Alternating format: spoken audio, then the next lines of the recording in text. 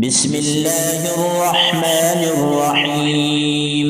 ويل للمطففين الذين إذا اكتالوا على الناس يستوفون وإذا كالوهم أو وزنوهم يخسرون.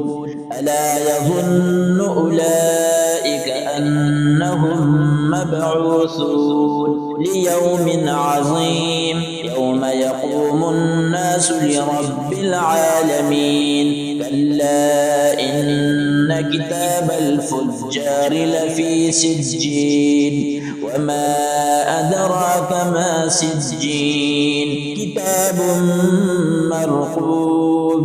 ويل يومئذ للمكذبين الذين يكذبون بيوم الدين وما يكذب به إلا كل معتد أثيم.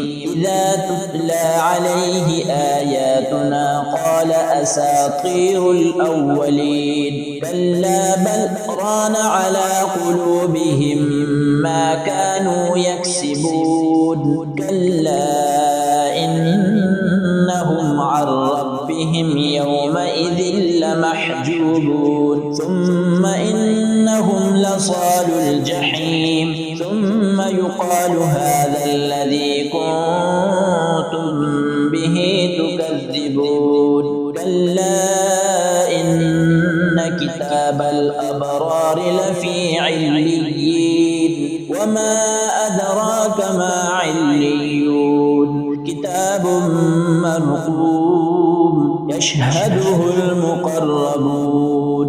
إن الأبرار لفي نعيم على الأرائك ينظرون تعرف في وجوههم نظرة النعيم. يسقون من رحيق مختوم ختامه مسك وفي ذلك فليتنافس المتنافسون. ومزاجه من تسنيم عينا يشرب بها المقربون. إن الذين أجرموا كانوا من الذين آمنوا يضحكون وإذا مروا بهم يتغامزون.